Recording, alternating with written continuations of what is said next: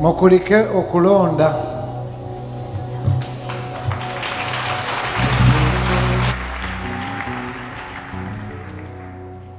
Abayiseemu, congratulations.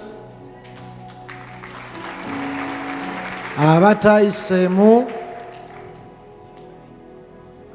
abantu banyiivu.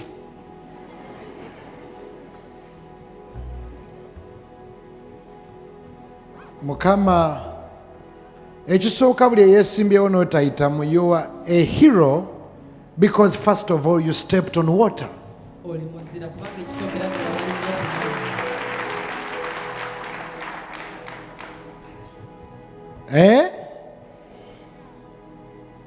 Era luliba lumu. Buli atayiseemu togwamu maanyi, luliba luki?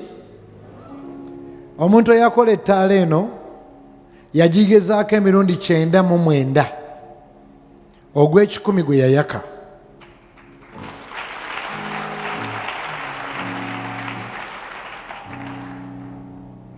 Bangambye baminisita bangi nnyo nnyo abaagudde. Kitalo nnyo, kitalo ddala.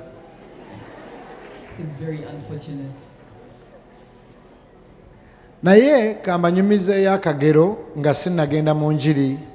But let me tell you a story briefly before I go to the sermon. Kubanga waliwo eyanvumye yangambye Bugembe nakulabye luli president lwe yampita nga before kulonda. Bana abantu mwanvuma. I was really abused because of going to the State House as invited by the president. Naye ani kummwe nga president asobola okuyita noga sijja kusobola. But if the president invited you and you said you won't be able to make it. Nze ensi yonna ekimanyi ndi mukwano gwa Bobi ate ndi mukwano gwa Museveni. Bonna bange. The entire world knows I am a friend to Bobi Wine and I'm a friend to President Museveni. Ate bw'obeera pastor tobeera pastor w'abamu obeera wa bonna. And when you pastor to all, not to some of them, a few. Era oli yaŋŋambye. And one person told me, Bugembe gwe n'ogenda ewa Museveni. Singa wafa sirimu ne bazadde bo n'otatuuka mu kulonda. I wish you died of age with your parents and you didn't make it to this campaign. Bantu bakambwe. People are really tough. Ko kannumya bannange. Singa wafa. I wish you had died, somebody said. Omulala yaŋŋambye ogira agayindo. Another one abused my nose. Era awo ensabira abayiseemu. That is when I ask those people who made it through. Mufube nnyo okugatta eggwanga lino. To try as much as possible to get us in unity as a nation. Nensaba ne poliisi erekerawo okwogera ebigambo ebyo. Tujja batta, tujja bakola bati. Mugatte eggwanga, mulekerawo bangambye nti waliwo abakulira poliisi nga bagamba mufudde. So muyige okutukuŋŋaanya ffenna sayidi zonna. Ate nawe bw'abanga oli tomuwagira tuli bannayuganda bannange. Amina. Naye buli atayiseemu. And to whoever did not make it through. Okubonaabona si kufa. Suffering does not lead to death, or does not mean that you will die. So solye bw'atafa atuuka ku lyengedde. If you don't die, you will make it to the ripe fruits. Kamba nyumizeeyo akagero. Let me tell you a story. Ate nga katuufu. A true story. Omusajja omu omugagga yali ali mu kufa. There was a rich man who was about to die. Nga mugagga nnyo gwe bayita filthy stinking stupidly rich. Yali mugagga muvundu. Kakazini ke ne kajja omukyalira mu ddwaliro nga mulwadde nnyo naye nga mugagga nnyo nga kalina emyaka nga 15 kalenzi. The cousin came to see him in hospital while he was sick, about 15 years of age. Ne kamutunuulira. And he looked at him. Omugagga n'akabuuza. And the wealthy man asked him, ng'ontunuulidde nnyo. How comes you're looking at me like that? Ne kagamba. And he said, Uncle, I wish I had your money. Kale singa mbadde ne ssente ng'ezizo. Olina ssente nnyingi nnyo nnyo oli mu kufa. You have a lot of money but you're about to die. Omugagga n'asirika. And the wealthy man went silent. N'akaddamu. And later on answered. N'akagamba. And told him, I wish I had your age. Kale singa nze mbadde n'emyaka gyo. Nandigabye obugagga bwonna ne nfuna emyaka gyo. I would have given away all my wealth just to have your age. N'amugamba son. N'amugamba mutabani. Your age is your treasure. Emyaka gyo kye ky'obugagga bwo.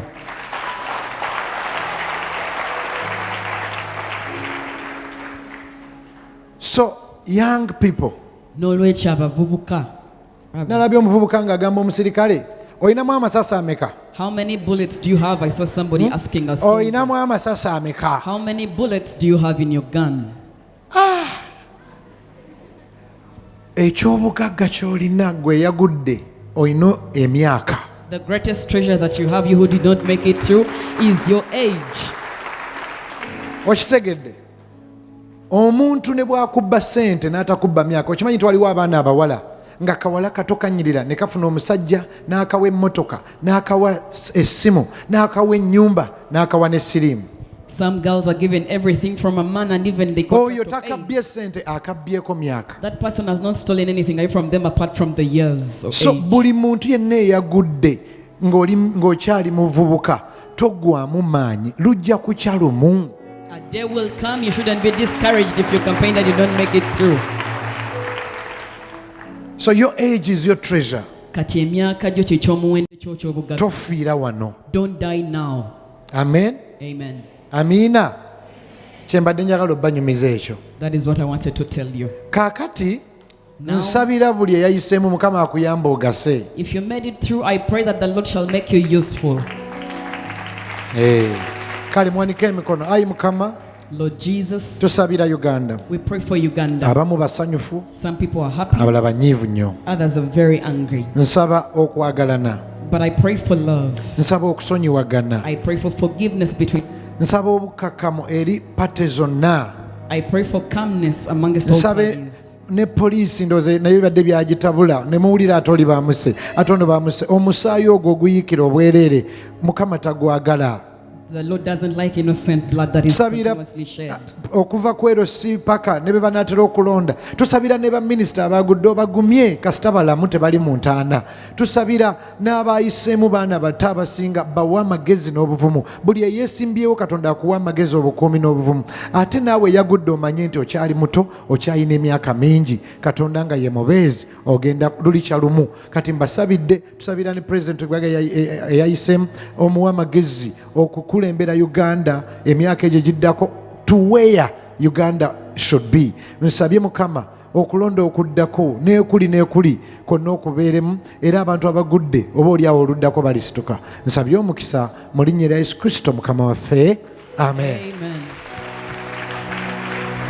Kati waliwo abanjogeredde nti nagenze wa Museveni nenzirayo ssente nnyingi. Bannange, nze Museveni namusaba nti bwe tutuuka ekiseera atukyalireko ennansana atuuke n'okusereka kyayi. N'agamba nsabira bwe ndiyitamu naye oba kati omugjawa yakunoonya General Race oyo mulemereko. Kaakati nyina ekintu kyendi mu kusabira. There is something that I'm praying for. Kyaki eno etuuse okusereka. This church is to the level where it needs to be. Bannange ekyo tukikubire mu ngalo. Let us appreciate the Lord for that. Tuli mu tenti ekaddiye. We are in a worn out tent. Mwenna abasaba naffe ku NBS To those of you who fellowship with us on NBS ne ku TV ez'enjawulo and on different TV stations, nga 27 ntegese breakfast. Njagala family emu eveeyo egambe pastor nja kujja ku breakfast.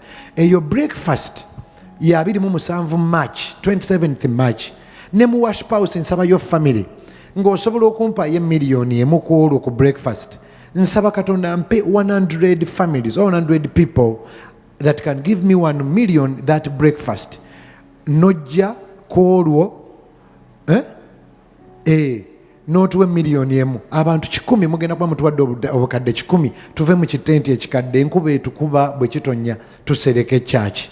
Era nsaba bw'obeereyo ku TV ngenda nakutambula abamu ngenda batuukako ne wa Mwami Kaliisa nzija kuba Mwami Kaliisa si mwavu nyini NBS.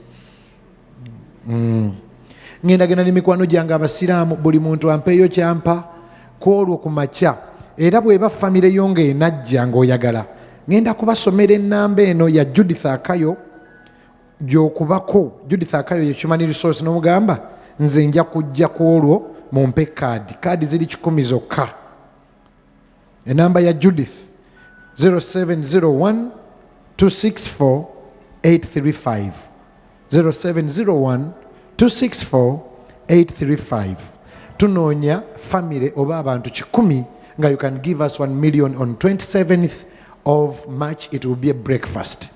Oba oliawo sente ezo zijja kunyamba okusereka church. Amiina, amiina. Kati aba worship house nannyini mufu yakwata ewawunya. Oli waddembe n'ogende wa X wo n'omugaa X nkomyewo naye sikomyewo ku pastor ayagala sente za church.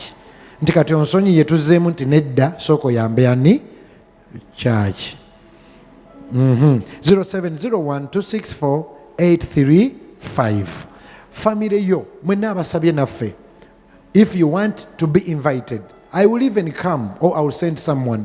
Nze kennyini njikuwe or someone will give it to you. Wano ku worship house singa bavaawo family nga 10 oba nga 5.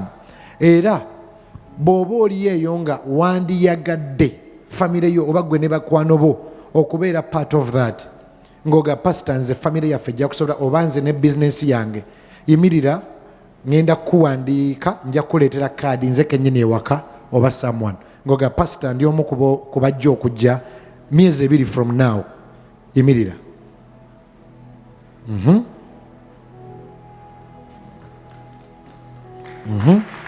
Kusereka nnyumba ya Mukama. Muyimirire bannange, mubakubire mu ngalo abayimiridde. Njagalayo abantu nga omu, 2, 3, 4 bannange abalala nga temuyimuka, gamba neiba zimba ennyumba ya Mukama, ajja kuzimbira. Nammwe abali ewaka mukubire Judith 0701-264-835. N'abali ebweru kazi internet teriiko, abali ebweru tujja bogera ku Sunday jja. So muyimuke tulabe. If I can get families, God bless you my brother, God bless you my sister. Mu myezi 2 kyokera akulira mugambe ddala myezi 2 mugambe ne waba tunulanga atayagala myezi 2 bwegiti tuzimba nyumba ya Mukama. Oba oli mukatuliki oba oli musiraamu oba oli ki, zimba ekkanisa ya Mukama. Katonda ajja kuwa obugagga, ajja kuwa omukisa n'ennyumba yo. Kati baabo mbakubire mu ngalo. Njagalayo abantu nga 15 right now, about 15 people. Please stand up and the Lord will bless you and I will pray for you. Call ku breakfast oyinza okuba olina na bosi wo. Ngenda kikola buli Sunday. Abalala bali temuli Uganda, muli Rwanda, muli Tanzania, muli please, you're going to support. You will support. Let me pray for those that will give. Namwe abasituse. Ayi Mukama, baba nabasituse okunyambako ne miliyoni emu. Sabira abaana bano bajje bibani, abaana bawagira omulimu gwo, bawa omukisa. N'abo abali ku TV zaabwe, bamemba ba worship house n'emikwano gyaffe. Whoever will support this building of the church, the roof, may the Lord build your life in Jesus' name. And God's people said, mubakubireko mu ngalo. Kale buli ali mu kusiiba ennaku ana kwata ku lubuto. Tuli mu kusiiba ate tubeera wano buli lunaku olw'eggulo. Tubeerawo buli lunaku olw'eggulo. Kwata ku lubuto, omukono gumu guwanike. Nammwe abali ewaka, ennaku ana tusiiba ate bwe tunnyuka tujja wano ne tusaba okuva ku ssaawa 11 paka ssaawa m. May the Lord give you strength to overcome Satan and may your prayers be heard in Jesus' name. And God's people said, are you guys fasting? Nyina muto wange wano Case yafiiriddwa maama we gwasinga okwagala. Mwena manyi Case Anikat Karakata. He lost his mother and it's been tough. Someone say sorry Case. So abadde asabaida kikabiri okwogerako n'emikwano gy'abayimirira naye. Abaluganda Mukama yeebazibwe. Amannya agange nze Kawalya Isaac Case. Njagala otwala omukisa guno okwebaza worship house, Pastor Bugembe ne family yonna olw'okuba nti nno mwasobodde okutuyimirirako nga maama waffe yekka gwe tulina ku nsi eno atuvudde ku maaso. Olunaku olw'omukaaga olw'ejjo yawezezza wiiki namba mu ttaka ng'ekindeese olunaku olw'omusoma nsaba omusabireko. Nkimanyi embeera gye yayita si nnyangu naye nsaba omusabireko. Njagala okwebaza Kyusi ne baganda baffe bonna mu kanisa eno, baboosi bange aba NBS tweyanza nnyo. Njagala okwebaza baganda baffe bonna abayimbi, nalaba yani Paraso, Spice Diana, abayimbi bonna Musumba abajja mu kiro, bakamiliyoni basule. Njagala okwebaza abantu betukola omulimu gwegumba namawulire bannange mwebale nnyo. Njagala okwebaza Mukama Katonda olw'okuba nti Mukama at least maama waffe yasobodde omutuwaako paka myaka 44. Tubadde tukyamwagala osingawo n'ekyeka Mukama Katonda yamwagadde nnyo tusinga. Yabalese muli bameka? Nze mukulu. Kati abala bali bameka? 3. Musumba maama gwe tubadde tulina kyekyebugaga kyaffe naye nawulidde nga nansana ngikyaye naye nenzijukira nti ate ninayo ekkanisa era nga kyebugaga kyensigaza ku nansana y'ekkanisa eno.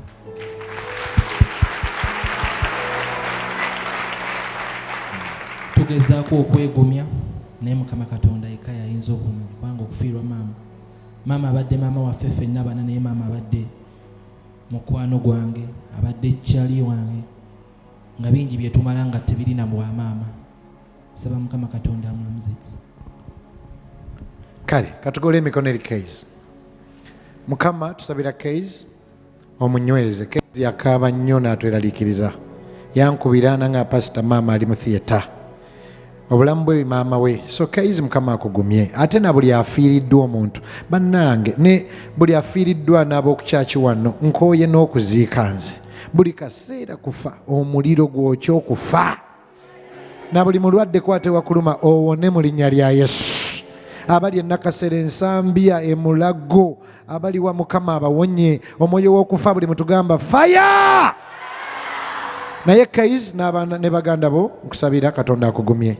Keys Katonda teyafudde, Katonda w'omulamu akugumye mu linnya lya Yesu Kristo Mukama waffe.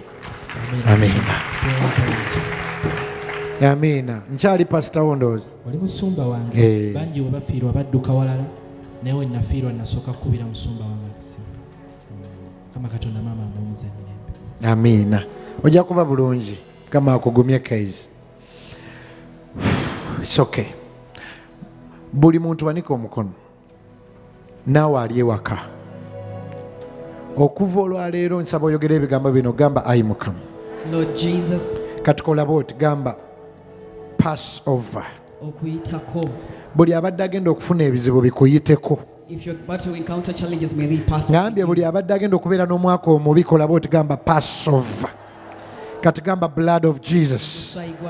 Kati gamba omusaayi gwa Yesu ku baana bange, ku famire yange, muganda wo omulwadde, waliwo abalwadde muwona olwaleero. Blood of Jesus ku mmotoka yo, ku baana bo, ku famire yo, ku ggwanga lino, mu linnya lya Yesu Kristo Munazaalesi. Nsabye omusaayi gwa Yesu gumaamire Uganda mu linnya lya Yesu Kristo Munazaalesi. Nammwe abali ku NBS mukubire Yesu engalo mu bbanga. Olwaleero njagala kwogera ekigambo kigamba God doesn't lie. Ate buli bwe nkyogera ng'okuba engalo. Katonda talimba. Abantu be balimba. Ani ku mmwe nga wali olimbyeyo omuntu? Who of you has ever lied to somebody? Wanikanga ebyaddala walimba mukyalawo yakubuza ova wano ga ansa entuufu tojja gisobola kankugambe enva wa bulaza wange. Walimba abaana tata wange yannimba. My father lied to me. Yali enkoko yange yagamba enkoko yo Bugembe tugiri ekyeggulo nja kukusasula. Let us have your chicken for dinner, I will pay you. Bwe nagenda omubanja nangamba tewalidde. When I went over to ask for my money, he asked, didn't you eat? Teyansasula era simanyi oba ali mu ggulu bamugeyeena olw'enkoko yange. Baboosi balimba. Bosses can lie. Abazadde balimba abaana baabwe. Parents lie to their children. Mukimanyi Bayibuli egamba nti Sitaani ye taata w'abalimba. Do you know the Bible says that the devil is the father to all liars? Bassebo ne bannyabo. Ladies and gentlemen. Abakulembeze balimba. The leaders lie. Nange nali nni. I've also ever lied. Naye Katonda talimba. God does not lie. Katonda alina ebintu bisatu by'atakola. The Lord has 3 things that he never does. Tafa. He doesn't die. Nkiddemu tafa. God doesn't die. Nkiddemu tafa. God doesn't. Tasumagira tabongoota. Ate talimba. And he doesn't lie. Kati ngenda kugamba ekigambo. I'm going to declare a word. ngenda kulangirira ekigambo. Buli addamu amiina kimubeereko. Whoever says amen, it shall happen to you. Kwata ku mutima. Ogwo omutima gwe tegulekeranga okkuba. May your heart never stop beating. N'amaaso go tegazibanga. May your eyes never close. Nga tolabye Katonda bye yakusuubiza ku nsi. Before you see what the Lord promised you on earth. Someone say, my heart Omutima will not stop beating. And my eyes will not close n'amaaso gange tegagenda until I have seen kutuusa nga ndabye God's promises. ebisuubizo bya Katonda. Tofa Don't die. nziramu kyenjogera ng'okkiriza ng'ogamba amiina. Nsabye buli muzadde olere ku mwana wa last born wo. May every parent be able to see the last born of their children. Nsabye obeere omu ku bagagga ennyo mu kanisa eno kyaki eno be yali erabye. May you be among the wealthiest Family people yaffe. among these people of this church. Joshua 21:45 Yoswa 21:5. bayibuli egamba etya? What does the Bible Ffenna say? tusome omulundi gumu. Not one of the Lord's promises. One, njagala mulekane ngejje. One to go. Not one of the Lord's good promises to the house of Israel failed. Everyone was. Yesu Mukama yatusuubiza okujja kwa Yesu teyajja. Ne bwe kiba ki ne bwe kiba ki bayibuli egambye buli Mukama kye yasuubiza abaana be kyatuukirira. Buli kye yasuubiza nkusabira buli Katonda kye yakusuubiza. Oba waloota olinnya ennyonyi, oba waloota oli mugagga, oba waloota owangadde nnyo, oba waloota obala ssente, oba waloota ovuga mmotoka, oba waloota kirooto ng'oli w'amaanyi nnyo, tofa. Ogwo omutima tegusirika.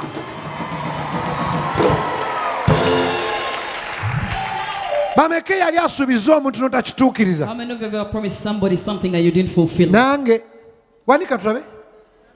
Mumanyi nti abalimba bagenda mu geyeena. Liars go to hell.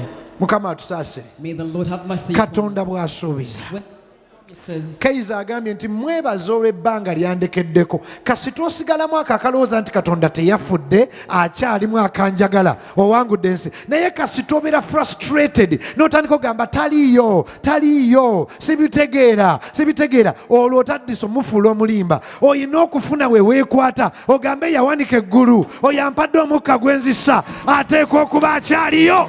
the Lord never does and He still exists. Njagala okube mu plan. I want you to imagine Nga taata we ye headmaster. if your father is the headmaster, Nga gwe nga yennyini ssomero.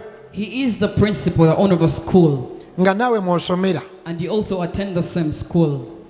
Bannange byaddala nsuubira abantu tukubira essimu kuyakayo okutugamba I want to support God's house. Mwe mwenna lwakuba mbadde ku TV nga saagala kuyomba. Mwenna mbagambye tuzimbe kyaki mwosabira okoze booti. Kati katuve ku NBS nga head boy wa wano tuwogeremu. Kuba kakati bw'otaazimba ekyaki ogenda zimba ssabo.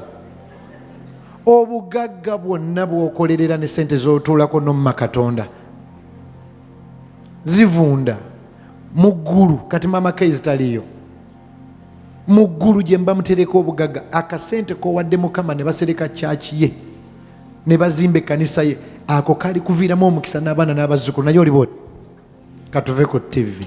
Kaakati taata we ye headmaster. Your father is the headmaster. Gamba naye bakatuve ku TV kubanga headmaster The headmaster ye taatawo, is your father. era okimanya akwagala nnyo taatawo. And you know that your father loves you so much. Lengera bw'otuula mu peepa ya chemistry. Yali ki gye twatulangamu nga tutabula obuntu? Ne leero simanyi kye twali omwana omu yatabula bomu. Oyo ngomanya agenda kuba mutuju. Maathi. Imagine you go Bamekanga gwe maathi omutegeera. Wow. Munayinza simutegeera. Mpozi abacus. Nayita abacus nenzira ne mukati.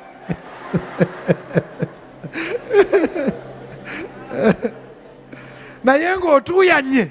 as you're sweating. Mujjukira mu ssomero nga maathi akufuukidde maathi. Remember in school when mom Kyokka taata we yennyini ssomero. and your father is the owner of the school. Bw'otuuyana As you're sweating, pi r squared working out something, 22/7 cross 7 carry 7 era nabuliranga awo. as you're trying to solve that number. Mujjukira luna abaana abamu abalina emitima emibi. There are those who really had bad hearts. Omukoppa ateekawo omukono. As you're copying from them, they put their hand. Kati bwe nkukoppa n'osiri wala. Nze nabonaawulira mu ssomero ab'Oluganda. Ng'abaana twekwata bwekwate nankinga ngenda tuula naawe. Namwekutte abasiru twabonaawulira mu ssomero. Naye olaba nze abuulira Katonda talimba. Wanika emikono ogwo omutima tegusirika n'agamaaso tegaziba nga tolabye Katonda bye yakusuubiza. So you see whatever the Lord promised you.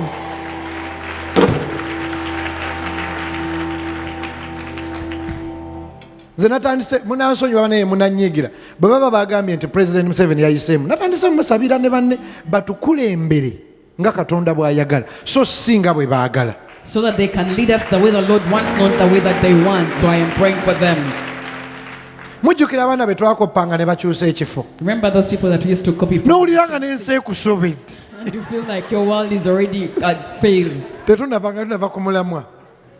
Omwana omukoppamu ebiri n'akola teacher. You copy them and they raise up their hand. Nogamba omutima gwa Bin Laden gwaki? Why do you have that kind of a Kati banno bakole batya? What do you want your fellow friends to do? Bakole batya aga Katonda mu ggulu. N'otunuulira peepa. You look Kati at njagala your kuba paper. pulaani mu eyo pulaani taatawo nga ye headmaster n'ayitawo. I want you to imagine your father is the headmaster and he passes by. Okimanyi nti oyinza omutunuulira n'eriiso eriga daddy. You can look at him with an eye that is trying to call him dad. Do something. Beera kyokola. Taatawo bw'aba takwagala. If your father doesn't love you, Actually taatawo bw'aba musiru munno. Akukwata agambe nze nnyini ssomero ettaka nze yaligula abatica nze abasasula wamma muwala wange tugende eka. your father will just pick you from the example. Naye taatawo bw'aba akwagala. But if your father really loves Ne you, bw'omutunuulira mu ngeri egamba if you love me do something my dear agenda kugamba tuula ebigezo he's ebyo. going to let you see that examination. Ddala ddala taata gwanzaala okumanya nkwagala nnyo ŋŋenda kuleka kubanga bwonna bwe nnaakubbira If I cheated for you, sijja kubeerayo mu future y'okubbira. I will not be in your future to cheat for you too. ŋŋenda I kuleka am going to leave you. oyite ebigezo ebyo. Pass your papers. Bassebo ne bannyabo Katonda ne bw'oyita mu bigezo era akuleka kubanga akwagala nnyo. Even when you go through your test, the Lord will let you go through them because He loves you so much. Kati mmwe abatayiseemu togamba sitaani olumu Katonda yakuleka bameka bakimanyi nti Katonda akuleka n'otuula ebigezo bye. The Lord will let you sit your exams bw'aba akwagala. if He loves you. Taatawo ne waba yennyini ssomero akuleka n'obituula because a test comes after a promotion. Before a promotion buli mbeera gy'oyitamu ojja giyitamu ate bw'onaagiyitamu ogenda ku ddaala ddala. You will go through every kind of situation so that you can be promoted to another level. Bantu be balimba Katonda talimba. It is people who lie, the Lord never lies. Mwe abavubuka abaagudde temufa lulisya lumu Katonda alikusasula alikujjuke. Don't give up. Towanika tobita. Numbers 23:19. Kubala 23:19. NBS mwanike emikono mbasabira I pray for mwena you. abaliko NBS ebigezo mubiyite May you pass your exams omwaka guno this year. nammwe abali wano omwaka guno This year. Katonda abanyige ebiwundu May the Lord heal you. Katonda abawonye endwadde. May the Lord heal you from NBS disease. TV Katonda abasitule. May the Lord Buli ali mu kusaba naffe abali e Rwanda abali e Kenya abali e Burundi abali bangambye abasirikale basaba naffe wa Somalia somewhere. May the Lord heal you. Angambye abasirikale basaba naffe abali oba Somalia oba weya oba Eritrea. May the Lord do you good in Jesus mighty name. I pray that manye nti Katonda talimba mu linnya lya Yesu. Amen. Numbers 23:19. Kubala 23:19. Tusome fena. One to go. God is not a man that he should lie. Nor a son of man that he should change his mind. Does he speak and then not act? Does he promise and not fulfill?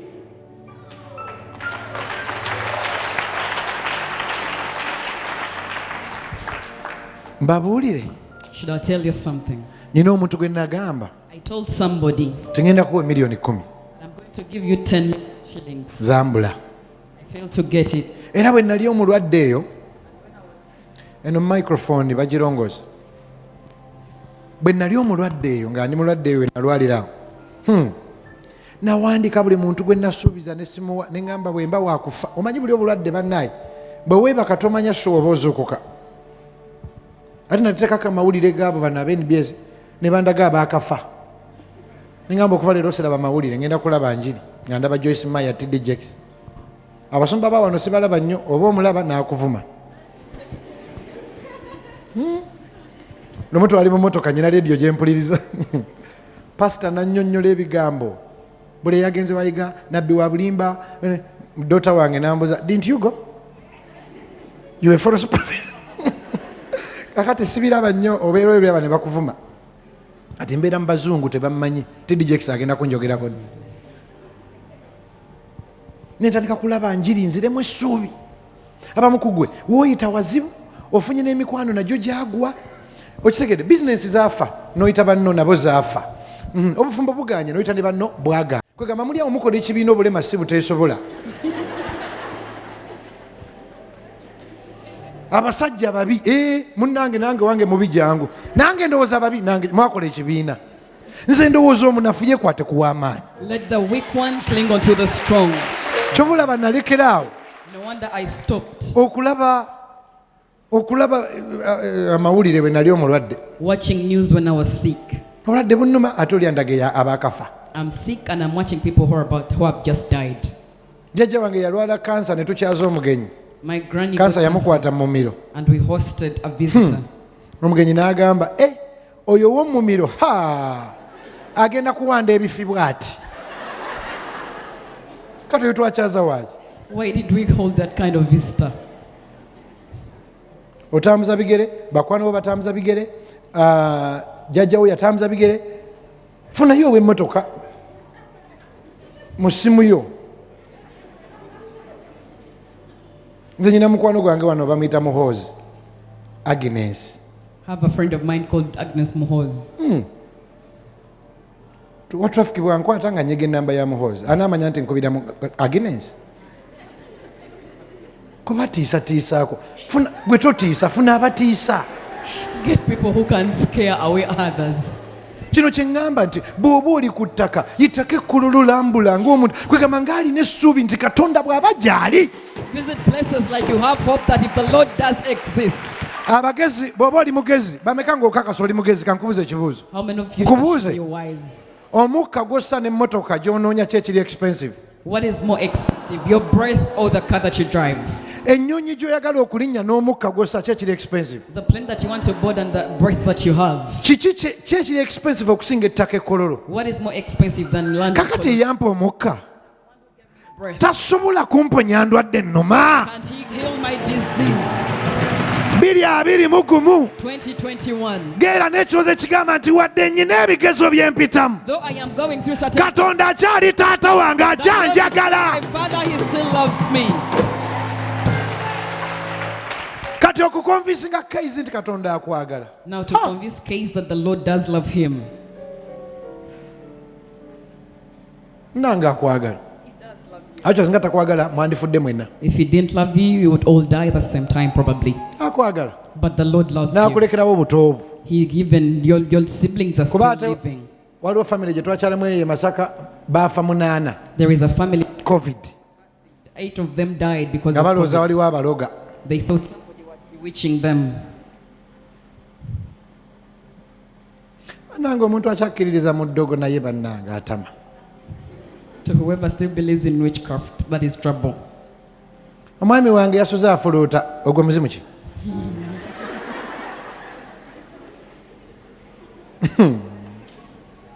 Nja kuddako olwo. Nsobola okuba nga Katonda njagala n'empita ewazibu ye. Can the Lord love me and I go through a tough situation? Yes, indeed. Bayibuli kyeva egamba mu Ecclesiastes 3:11. Mubuulizi 3:11 Bayibuli egamba. Tusomeko akasooka kokka. Want to go muleekaane nnyo. Want to go? gwe olunaku lw'oliyingira mu mmotoka yo, it will be a beautiful day. Lujja kuba lunaku lulungi. Olunaku lw'olijja tantantala, it will be a beautiful The day day. you will get married will be a Olunaku beautiful day. lw'oligenda entebe mu nnyonyi eyo, it will be a beautiful The day day. you will board the plane will be a Olunaku beautiful day. lw'olizimba ennyumba z'abapangisa, olunaku lw'olisituka, you will forget all your troubles. Ojja kwerabira emitawaana gyo gyonna. He still loves me. Akyanjagala. He didn't lie to me. Yannimba. Gwe okimanyi? Wabula bambi ab'ebyuma mwasetinze obuzindalo bwa Grace. Bwe mumala mufune soda ne keeki. Bababuuze nga mweyagala nti twasetinze akazindalo ka Grace. Koogeranga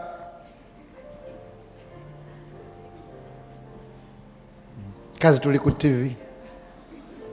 Nange tera okuwulira abawala nga bayomba oyo Bugembe ye bba wange bamanyi ono wa TV nga natabuse nga wazinkuddeko buuza benkola nabo ye kati Saddaamu yanvaako andaba bulabi agayasama golabye yenyonya nti akazindala katereze mbadde naye okuva mu muyembe amanyi nekyanga nekyangulula kati ono wa TV ya mufumbirwe naye waliwo osobola okuba nga oli musumba abeera bati kyaki nevamu bwete ng'obeera bwete olidde fees waaw ambira akwiranye waliyo sayidi endala togigwangako si nnungi. Gwomanyi Bayibuli egamba nti nakulekawo akaseera katono, kano taatawo kakuleka wano katono nnyo kuba ye yakuzaala yakulabiridde maama we yakuweeredde wadde yennyini ssomero abu bw'aba akulesewo akaseera katono kaako Bayibuli egamba eti Isaaya 5:7 for a brief moment I abandoned you kaseera katono but with deep compassion naye n'okusaasira okungi I will bring you back. nja kukukomyawo. Ogwo omutima gujja kuwona. That heart will be healed. Bannange nze ajulira ensi yanzibuwalira edda naye with deep compassion the Lord has brought me back. Look at me standing before God's holy people. Tunuulira nga njimira mu maaso g'abantu abatukuvu. Tukisome ffenna. Want to go? Brief moment. Banaye muli bangi nnyo mulekaane. Want to go?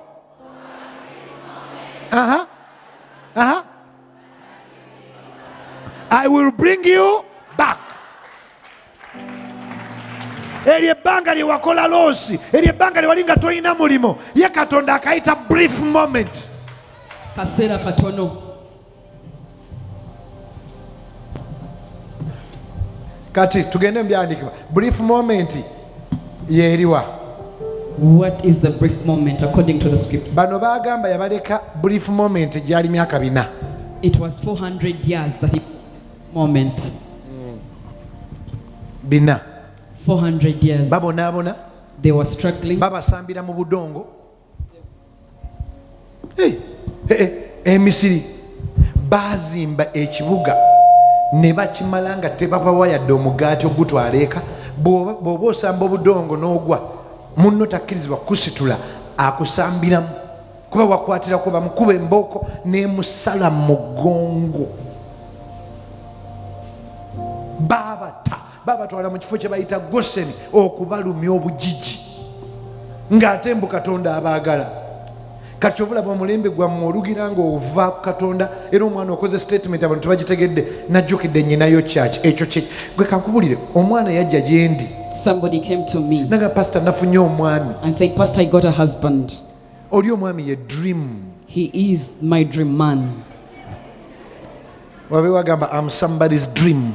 I'm somebody's dream. Nezo enviiri ensiwufu you are somebody's dream. Kyogere gamba I'm somebody's dream. I'm somebody's dream. Waliwo alikulaba n'agamba sikyanoonya. Somebody will see you and they will not be searching anymore. Waliwo boss alikulaba n'agamba ono ye mukozi gwe nnoonya yagenda okyusa amusa. This is the worker that I'm looking for who is going to change everything, your boss will say. Gwe can you imagine mu kino ekibuga omuli abasumba ba pastor Kayanja ba pastor Senyonga ba apostle Mitala ba watoto sebo nange ninaye abagamba oye pastor wange. There are people who call me their own pastor in this city with so many of them.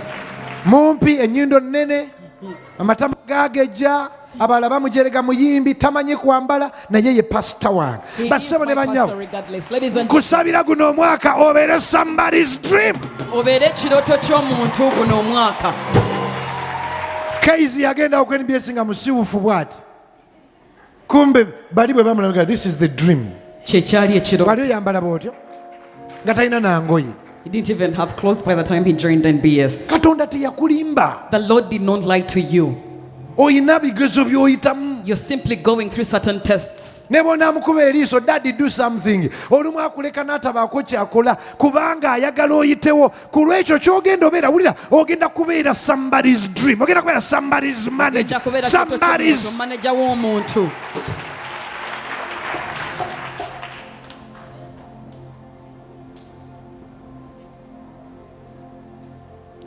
abo bakiwalabye bwe bagira mu kyaki. By the time that your lawyers came to church, Ng'ogamba essaawa yonna bagenda bagagga you teyali would think that they're about to leave. gaggagaggamu.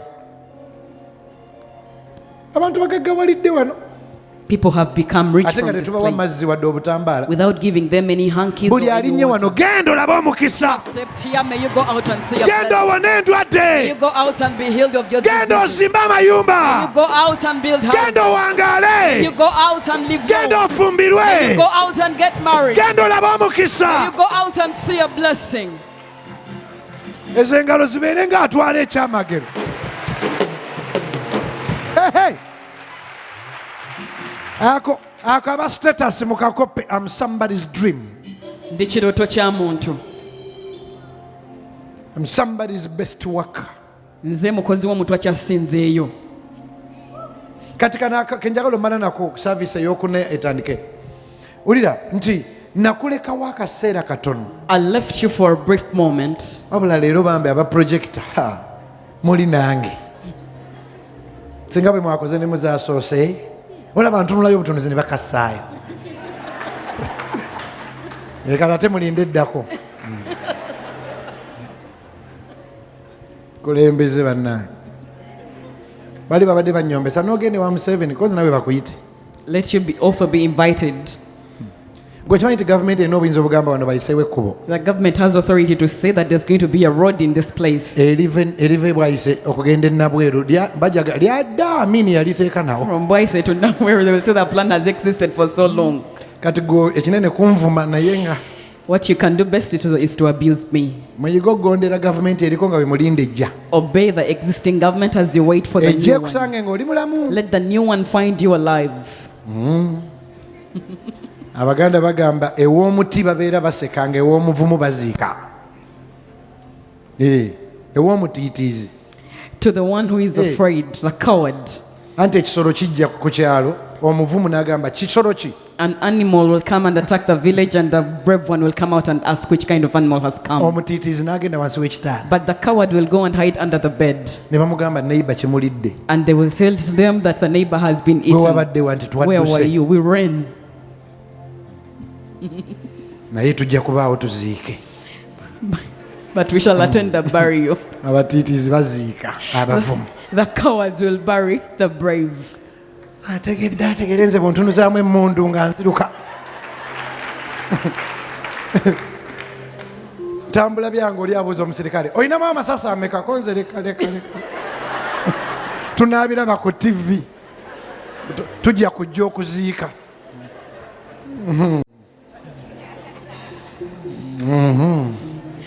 Nakulekawo akaseera katono. I left you for a brief moment. Dama nakulekawo akaseera katono. I left you for a little while. Nakulekawo akaseera katono. I left you for a little while. Kanyinyonnyole ako akaseera katono tumale. Let me explain about the little while. Yonna and we gye shall wava finish. nga tonnafuuka by'ofuuse ye Katonda gamba nakulekawo akaseera katono Pastor Boni. I left you for a little while, the Megamba Lord buli says. ebimu ngenda binnyonnyola mu saavisi olw'eggulo ne mu wiiki yonna bannange tubeera ne saavisi wano olw'eggulo bw'omala ku mulimu oddukanga After your work, you can come here in tandika the 10 evening. n'emu paka emu y'aba asiibye. From 5 p.m. to 7 p.m., those of you who fast. Nagenda mu America nyinyonyola kano nakulekawo brief moment. Somebody say for a brief moment. Ngenda mu America nyongerayo eddakiika Uncle Raymond. I went to Ngenda mu America. America. Bansasulidde buli kintu. They had paid for me everything. Bampise kuwa bujulizi. I had been invited to go and testify. Oluzungu ne nduyitamu ne nduwagala. I practiced and rehearsed my English. nze nanyumyako n'omuzungu mu luzungu n'ayita omuvuunuzi. I once had a conversation with a white and he called an interpreter. Nikonsekered. Yajja wano ne bagamba ono ye senior pastor. Of course nga senior pastor. Oluzungu terunafuuka senior ddo. I was the senior pastor, but the English was not for the senior pastor. How is the church? Kanisa egambe etya? You know we are here. Manyi tuli wano. Life ha. Kasotandika life ha. Alonso bogenda kuseka oba inacho. Ate naita Pastor Philip. What is he saying? Agamba ki? Naye bannange olaba nze ayimiridde wano Katonda talimba. But if I am standing here, the Lord does not lie. Kino kirina nnyini kyo. Guno omwaka egunaggwerako ng'osobola okuwa tithe kyaki ya miliyoni 10. By the end of this year, you might be able to pay tithe of Waliwo n'abamu ssente ogenda zituweereza ng'ofunye omukisa wali nnyonnyonya ebintu wabita. May the Lord give you a lifting. Mukama Katonda akusitule. Nakulekawo akaseera katono Mukama bw'agambye. I left you for Naye a brief ndikuzza moment, n'ekisa. but I will bring you back with compassion. Situuse mu Amerika. I made it to America, Omuzungu yakantema. and the white man told me something. Yaŋŋamba ogenda kuwa obujulizi eddakiika 7. You are going to testify in 7 minutes. Say it 7. 77. 7. Musanvu. Obujulizi bwange abumanyi. Does he know my testimony? Bwetaaga emyezi 3. You need Wait 3 up. months or 5 months to listen to my testimony. Ntandikirewa ekisooka banzalira mu kiyungu. First of all, I was born from the Kati kitchen, ekyo ekiyungu mwezi. so I would need a month to tell Ate you olina about obbuwa mu the ngeri kitchen. ebakwasa ennaku bakuwe ne ku ssente. And you have to say it in a merciful way so that they can pity you and Naye give you nze money. sirimba njogera mazima. But I speak the truth, I don't lie. 7. 7 minutes. Maama wange olubuto lwamuluma kiro. My mom Kati went ebyo into biza labor mu at luzungu. night. Ewakati wali mmotoka. We didn't have a car. Nanzaalira mu kiyungu. So she gave birth from the kitchen. Lwa mu kiyungu. Birth certificate. Kiyungu Medical Center. Kyobulaba nze ne bwonvuma bivumo ki twasooka mu bivumo. Katonda zikusookanga ne zitakuva mabega. I'd rather first go through sorrow than go through it in the future. Kyobulaba buli muzadde wandiweeredde omwana wo bamuvumemu mu ssomero kiyamba nnyo. It really helps Eno when ennyindo you gye go banvumye through ku school. Facebook eyo banginvumira ttaamu mmeka. Si bulamu bwonna gwe Bugembe leeta agayindo gwe Bugembe leeta kati bw'onvuma Katonda akusoose ng'obonaabona omalirize May ng'owangutte. you first go through sorrow and you end up in victory. as a Nakulekawo champion. akaseera I katono. left you for a brief Oira moment. engineer katono. It is a brief one. Wayimiridde mu b'emiliyoni emu engineer? Wayimiridde? Ataano. Abamu ngenda bagoba mu kyaki. Kubanga Katonda abawadde omukisa temunyamba. Tufune atuyamba. Ojja giweze miliyoni. Laba eddakiika ze banyongedde ziweddeyo nga nnyomba. Kati nyina okubanyonyola ekiyungu. I had to explain about the kitchen. Kati ogwo guba mwezi. That would take me a month. Mbanyonyole maama bwe yafa, taata bwe yafa, twakaaba tutya. Tell them how we cried when we lost our parents. Mbanyonyole bwe twabonaabona oluvannyuma lw'okufa twabeerawa. Talk about after Dakiika death where we musanvu. laid. So 7 minutes. Kati ate awo nkyali ku bazadde sinnatuuka ku kyaki Muyembe. I am still talking about the parents. I'm haven't yet Netaga emyezi got to the munaana. point of the church Actually under the balina mango kubeera tree. nange bankyaze nga nzijanga. Actually, they have to host me so that I can keep Nga talking mbabuuza about it. twakomawa. Where did we stop? I would ask. Kuba tewaliwo ne sizoni ey'okukaaba. Because there is a season of tears. Awo maama n'afa awo tulina okukaaba. We lost our mother and then we cried. Dakiika 7. So 7 minutes. Nkitegeerera wano mu Isaaya. I get to understand it in Bye Isaiah. nayitamu byonna. For all the things that I went through. Brief moment, it was 7 minutes. Kali kaseera katono nnyo ddakiika musanvu zokka. Katonda tayinza kulekawo forever. The Lord cannot abandon you forever. Ekyo kankiddemu Katonda wange gwe nsinza tayinza kulekawo forever. My Lord that I worship can never abandon you forever. Hello! Toyinza kubeera mwavu forever. Toyinza kubonaabona forever. Toyinza bulwa mwami forever. Toyinza bulwa ayayayaya. It's a brief moment. Kaba kaseera katono nnyo. Brief moment. Kaseera katono. taata we wadde yennyini ssomero brief moment. Though your father is the principal, kaseera katono. Era ndiswa nti taata waasigala kutunanaga nti kitabani kyange bambi naye kankireke kibikole. Gw'omanyi waliwo ne woyita ng'owulira oli munafu nnyo naye nga it is brief a moment. Gw'omanyi nti kugula bamanyi n'okaaba abaana. People normally cry. Byonna byayitamu n'abiteeka mu ziga eri. For everything that they went through, they put it in one tear. They sum it up in one tear. Abagenyi baffe, our dear visitors,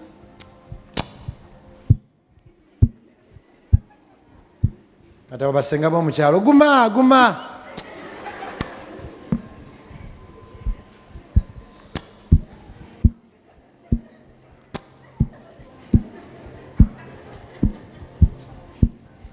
katuyite omugole awe speech.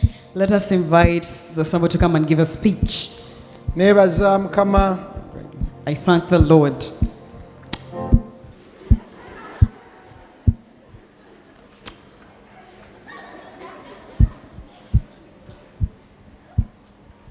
Brief moment. Kaseera katono. Nga byonna bye wayitamu. For everything that you have been through. Byalimu. You sum it up in an emotion.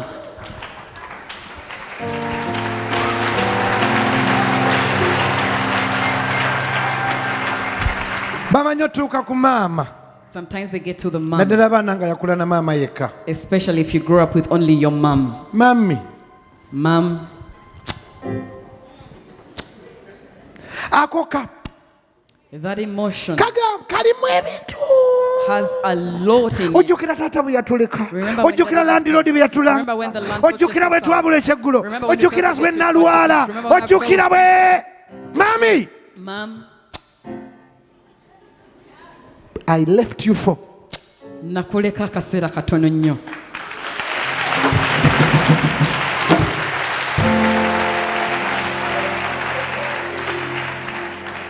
Buli muntu gamba ate tonsooza busooza. Omuliba wamukoowa olindako. Osooka n'oweza amalusu nakakozemu practice. N'ogateeka wano n'oga. Kakyukira kule nyemugambe nti byonna byoyitamu biri.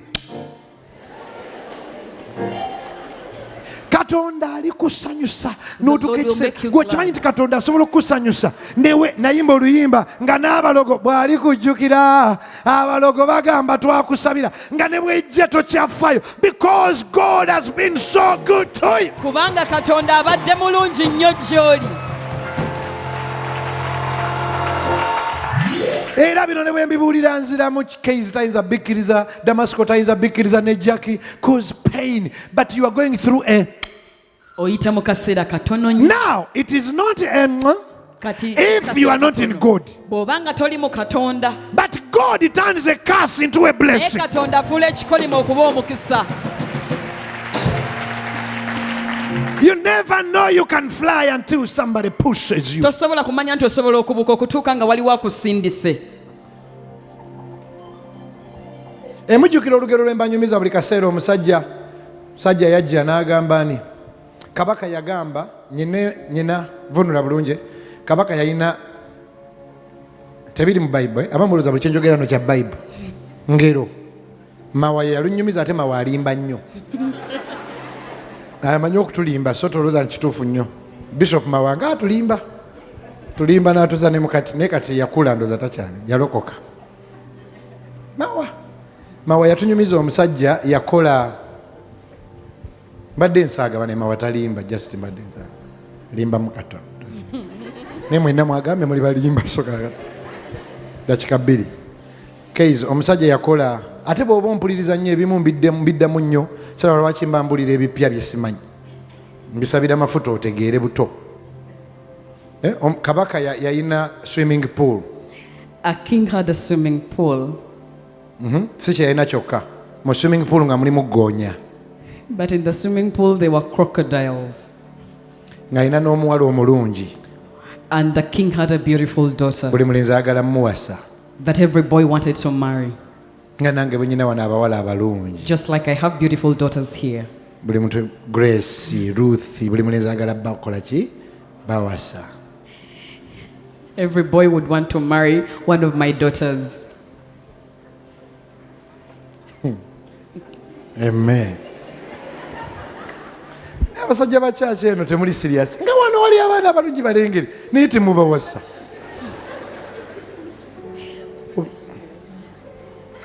Oba bagana. Nja kudda tukyogereko ekyo. Abeewo omuntu ampasiza Grace oyo. Ne Bale, nani? Akayo, Miria. Mildred muto. Mildred namubuuza oyina ba boyfriend. Yeah, they vibe me but I don't like them.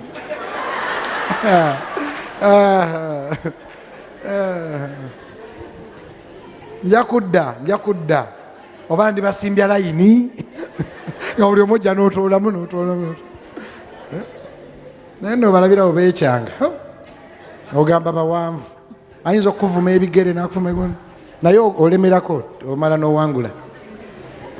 Mbadde kuki? Goonya. Ate temunyiigira mbadde sinza ategere. Ng'alina n'omwana omulungi omuwala omulungi tukomyawo. Ng'omuwala afaanana Grace ne Bali. N'agamba omuvubuka n'awasa omuwala ono. To say to whichever boy is going to marry this daughter of mine. Yayita abavubuka bonna ku kyalo. He invited all the boys around the community. Anaawasa omuwala wange ye muntu ayinza okuwuga n'eggoonya. Bw'ayitamu nga tezimulidde yamutwala. The one that swims through these crocodiles without being eaten will be the one to marry my daughter. Si byange Bishop Mawa. It is a story from Bishop Mawa. Mawa ne Wilfred be banyumya bokka emboozi neggwa nga bonna abaliwo baafa ku olwo. Kati n'obuuza nti ate gwe wamanya otya? Monna ne bafa nti ate gwe wamanya otya? Te mpozi abo saalowoozezaawo.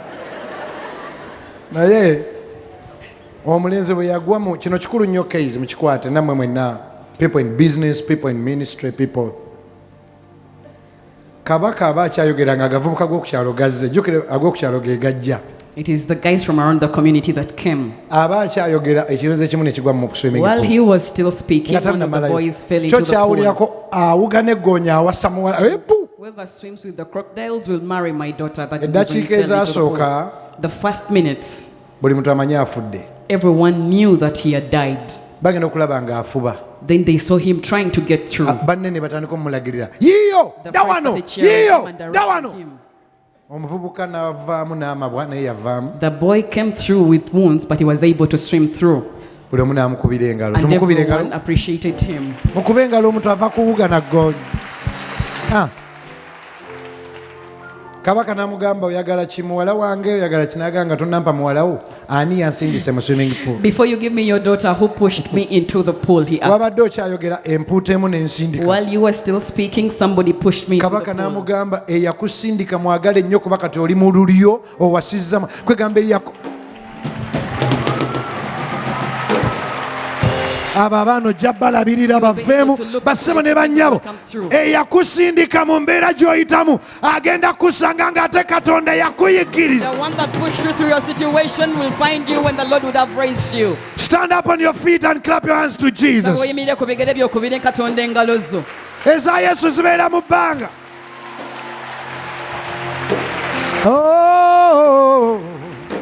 Kati mwanike emikono. Raise up your hands. Mu services zonna. In all the services. I'm declaring these words. Bino bye bigambo bye nnangirira. Gwe ng'oddamu amiina eyite ne mu kasolya. May your heart omutima gwo never stop beating tegulire gukolerawo kuba until okutuusa you have seen God's promises come to ng'olabye ebisuubizo bya Katonda nga bituukiridde. Wulira. Olugero lwe teruggwanga gwe yaswala. Your story will not end when you are the one who olugero lugwenga gwe yawangula. Your story will end when you are the victor. Ekyokubiri. Secondly, bw'oba muzadde nkusabira. If you are a parent, I am praying for you. Obeere ku graduation ya last born. May you attend your last born's graduation. Atolere ku mwana wa last born wo. May you also be able to see the child of your last born. Ekyokusatu. Thirdly, Katonda omwesigwa. This faithful God. akwewuunyise. Let him amaze you and surprise you. Nkiddemu akwewuunyise otuuke ogambe nga Katonda talimba, nga Katonda teyeerabira, nga Katonda asaasira. That you will be able to say the Lord surely has mercy upon us. Another fourth point. Katonda ono omwesigwa This faithful God, akumpeere ku ssente z'otakwatangako guno omwaka. may he give you money that you have never seen before this year. Bwe ndiddamu ositula naaweeyo emiliyoni nga gwe ne miliyoni kitono nnyo. I pray this over you. Ekyokutaano, The fifth point. Katonda akukuume, May the Lord keep you. akwetooloze n'omusaayi gwe, May the Lord surround you with his blood. akuwa amaanyi May he give you strength okutuula ebigezo byo. to be able to sit for your tests and Omanye nti examinations. ky'oyitamu kyonna That you'll be able to know that whatever you're going taata through, we ye headmaster your w'essomero, father is the headmaster to the taata school. we ye founder w'essomero, Your father is the founder of the ne school. ky'oyitamu And he akimanyi. knows whatever you are going through. Akuleseewo kaseera He katono, has left you for a brief moment. agenda kubeera. He is going to comfort you Wanika emikono, with your hands raised up. buli alinnye ku ttaka lino Whoever has stepped on this ground, obulamu bwe butandika may your okutereera. life start getting better. Kati in a special way Mu ngeri ey'enjawulo, nsabira abantu mwolina w'oyita I pray for people going through certain things. financially, Mu byenfuna, emotionally, mu ndowooza. olina w'oyita You are going through something. overweighting, Okulindirira ennyo. unanswered prayers. Essaala ezitannaba kwanukulwa. Father, Taata, you are the founder of this school called life. ye ggwe watandika essomero lino eriyitibwa obulamu. Give my brothers and sisters Baganda strength bange and bonna, grace bawa amaanyi n'ekisa to wait for you okukulindirira and to walk through this. n'okutambula okuyitamu eno embeera. What case needs is not a car now. Kezi kyetaaga kati si mmotoka, It needs you.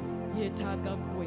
What Dama needs is not a car, but needs you. Dama kyetaaga si mmotoka naye And yeetaaga Jackie, ggwe. Ne what Jackie. my sister Allen needs, people that are in need, some of them need grace to walk the journey, Abamu beetaaga kisa kuyita mu lugendo, to sit for the papers, basobole okutuula ebigezo and to remind them. n'okubajjukiza. Waliwo abamaze ebbanga nga talina ssente, Some people have taken a long time without ng'ate money. mukozi jebbi okola naye ebintu tebikyuka. Naawe Katonda akuwa ekisa, atandika okutemera amakubo. May the Lord start making for you different ways. Nsabye bwe tunaayita abagagga mu church nga naawe gwomu ku bazimba ekkanisa. I pray that you will be part of the builders of the church when we invite Mukama them. akuwa amaanyi olindirira ekyamagero May the kyo. Lord give you strength to await your miracle. Kati buli muntu kwatayo ssente oziwanike mu bbanga. Get a hold of someone and raise it up high. Ng'ensigo okuzimba church n'okunyamba, oba ebiri oba etaano oba 1,000 oba 10, buli omu nga Katonda bw'akuwadde wa Katonda wanika mu bbanga. Raise up your seed. Atalina tofaayo Katonda alaba mutima. It is okay if you don't have the Lord's Omulala seed. wawaddeyo dda.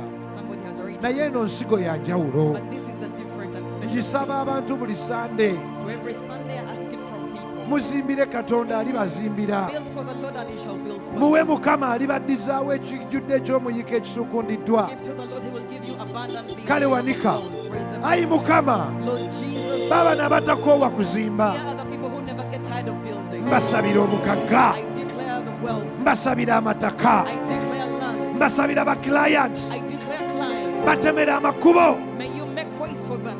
Banaeka muntunuulire, guno omwaka This year gwe mwaka ogenda okusingamu obugabirizi bwa ssente bukyanga ozaalibwa. is the year we are going to have the best provision of money ever since you were born.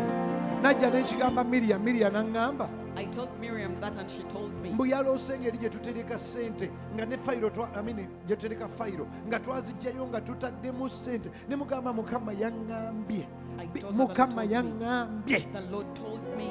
guno omwaka muwanike This ensigo year. yammwe nandagirire. Raise up your seeds as I declare. Gwe kankubire Katonda tagenda kubba, the Lord is not going to steal from era you. ogwo omukono tegulirekeraawo kuba na ssente za kuwa And Mukama. that hand will never lack money to give to God. Era lumu nali ŋŋamba naye Mukama kino kye mba nsaba abantu ssente buli sande teba Mukama naŋŋamba gwe atamanyi nti buli mmeeme gabaagaba eneegejja nze Mukama sirimba kale buli muntu agabaagaba buli sande n'owaayo abamukumu owaayo na mirundi 3 n'owa ekimu eky'ekkumi n'owa ekiweebwayo n'owa n'ensigo. Ayi Katonda ng'era bw'osiga ennyo era okungula ennyo kubanga omuntu kyasiga kyakungula. Ezo sente toziwa Bugembe, ezo sente oziwa Mukama tusobole okuzimba kyaki ye. Ayi Katonda Miriya kye yaloota tukikireyiminga, wabeerewo obujulizi, wabeerewo ebyamagero. Let worship house be an answer, not a question. Ngambye nsaba worship house members nga yonna gye mubeera mwe ansa, abanoonya fiizi mwe ansa, abanoonya fiiza mwe ansa, abanoonya emirimu mwe ansa, abanoonya omukisa mwe ansa. Ayi Mukama ani gwe nsabira, wanikwa mbasabira obeere abanoonya ew'okusula nga gwe ansa, abanoonya ekyokulya nga gwe ansa. So si gwe problem, so si gwe anoonya. Osale eddiiro abatalina mirembe nga gwajeyina, abatalina kyakulya nga gwakirina. Ani gwe nsabira omukisa. May you be an answer. Abatalina we babeera nga gwalina ekisenge oba ebisenge aba ebitaliimu bantu. May the Lord make you an answer. Nga bwe mugenda mu kyalo nga si gwe anoonya lifuti obeere mu bagamba anti anko nsaba ompe ku lifuti. May you be an answer. May you be an answer. May you be an answer. Nga bamulekwa be bajja wano nga tubaddamu nga tubayamba nga kyaki endala tuzisereka. May the Lord make you an answer.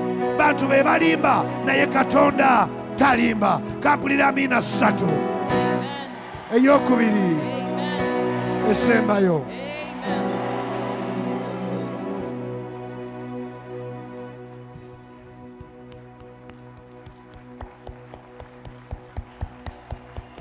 Kati njagala okuba engalo nga gwe awangudde.